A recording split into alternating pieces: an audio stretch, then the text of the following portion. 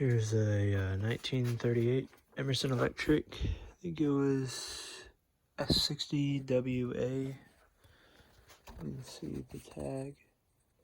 It's kind of hard to see. There you go.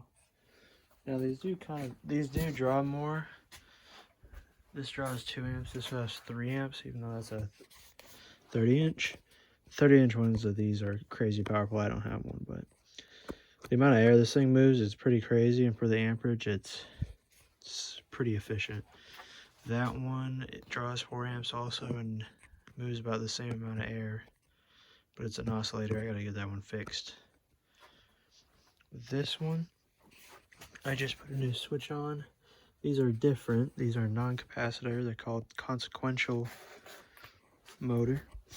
And basically there's only three wires, and one coil gets energized and it slows the fan, or it changes the poles.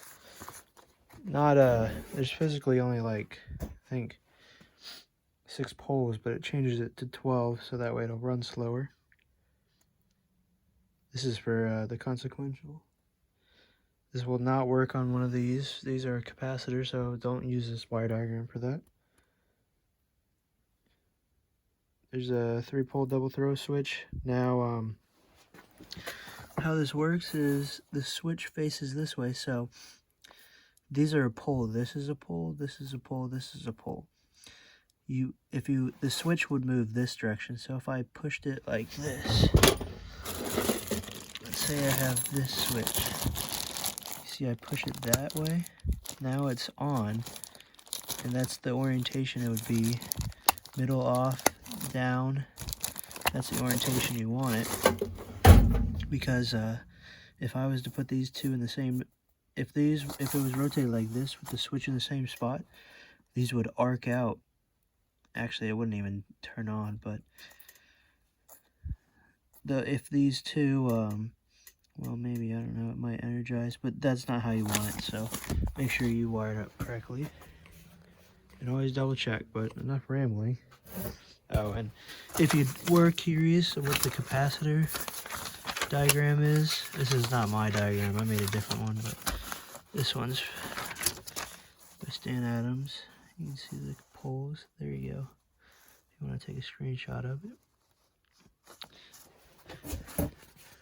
But enough rambling, and here it is. I think it's on low. I forget which. Nope, that's high.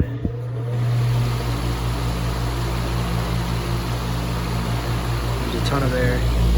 It's rated for 4 amps on 115. It's running on 118. But the bearings needed breaking. I put new grease in them, and they've been running dry for a little bit. Watts, amps. Now it's in the 10% range of what they said, in between 10%. So it's not bad. It seems like a lot, but since it's dry, it's kind of a high current motor. 10% seems is a lot bigger than you think it is. It should run better once the grease gets moved around in the bearings. They are pretty old, so I might replace them, but I just packed them for the time being. You can hear them actually, it's pretty loud. But this fan's already loud, so it doesn't matter.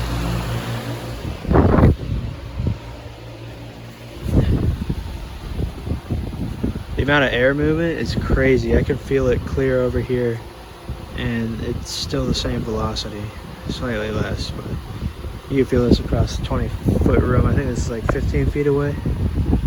About that.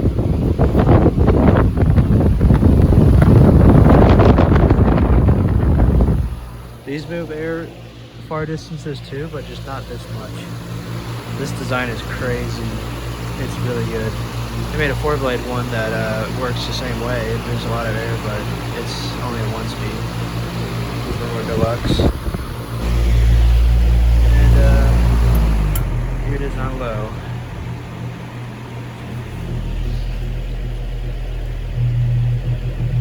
That noise is, it's off balance. See how if I let off, it's because this bass is vibrating. It's not actually the motor. it should be 2.7 amps with the bearings broken in, which is not bad. So if you're looking at this, here's the watts, power factor, which is not bad for this fan. I mean, it's a non-capacitor fan, so it's only going to be really using half of the energy. Or I forget how, I think power factor is like reactive power or something like that. I forget.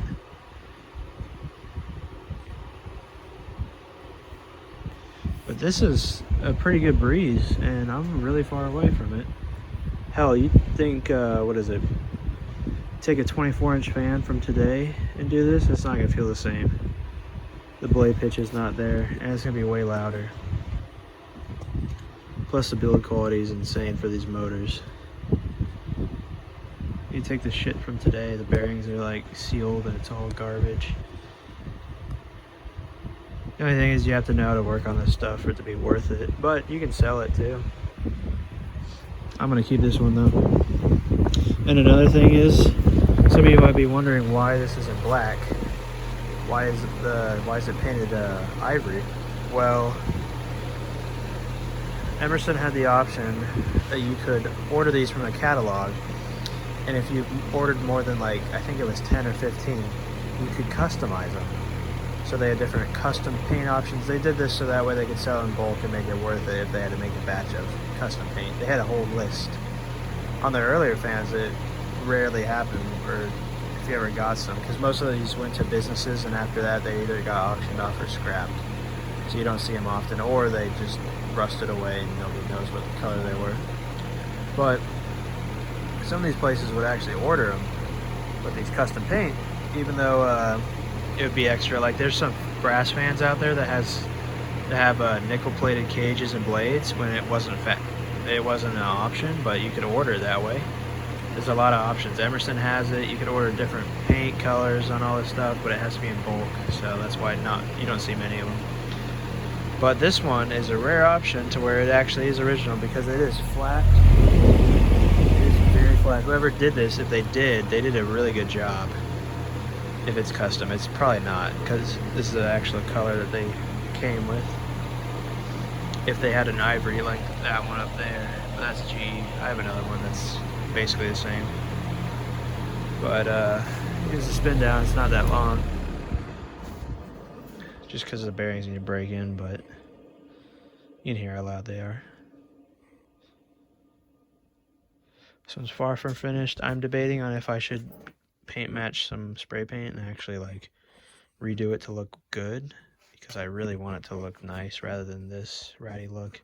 But I could redo all this. This would be easy. Get some wrinkle paint that they sell that's in black and then spray over it, and I could do that.